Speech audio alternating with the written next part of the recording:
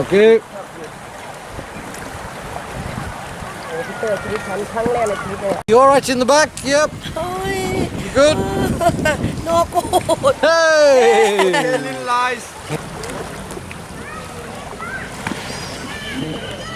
This is good fun.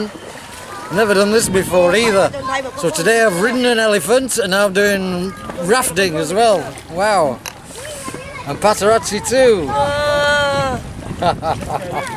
All good fun.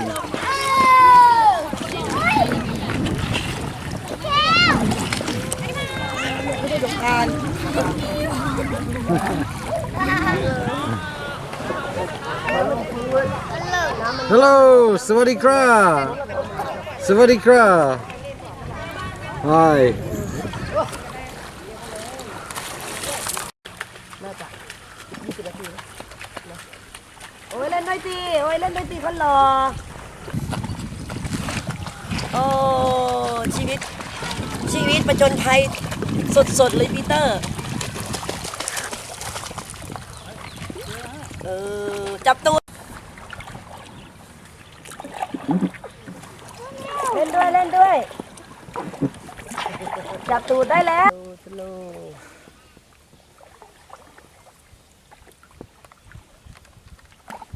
มาอยู่เชียงใหม่นานไหม มาอยู่2 อาทิตย์ค่ะ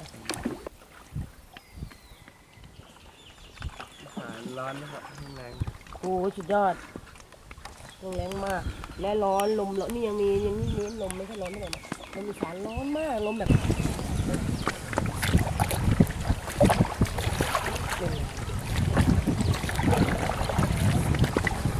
หน้าผมนี่ก็ปล่อยเลยไม่ได้ขนาดหนักตาย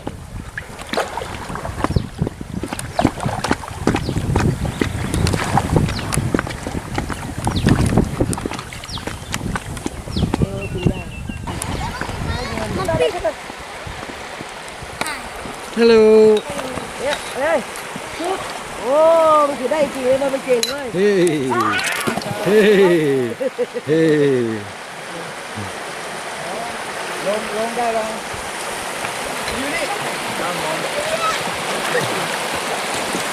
หน้าตาหล่อๆทั้งนั้นเลยเนี่ยนี่ก็หล่อ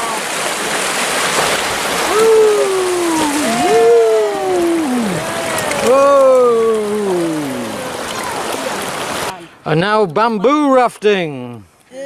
Bamboo rafting now. หน้าผมนี่เชี่ยวในขนาดเชี่ยวน้ำแห้งโอ้น่าเลยหลังละเป็นหลังเลยใช่ไหมคะเป็นหลังหน้าหนาวนี่คนเต็มไหมคะ เยอะไปเดี๋ยวนี้ก็เยอะ จริงอ่ะ จริง โอ้ เต็มทุกวันอ่ะ โอ้เต็มทุกวันเลย นักเรียนสอนเนี่ย ใช่ฝรั่งนะ ก็เอามันเลี้ยงจ้างมันเลี้ยงหมา โอ้มันเลี้ยงช้างกันเหรอ มีหมามีแมวมีควาย โอ้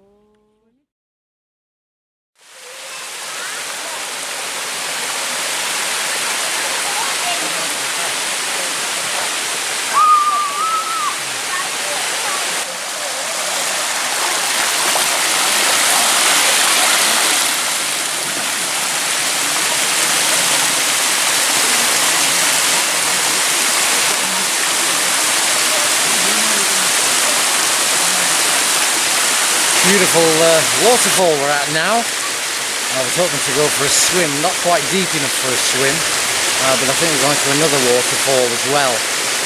So hopefully I'll get a swim there. Great day out this. Elephant trekking, bamboo rafting, canoeing or kayaking, whatever it's called. Elephant riding, wow, just a lot. And now waterfall, beautiful.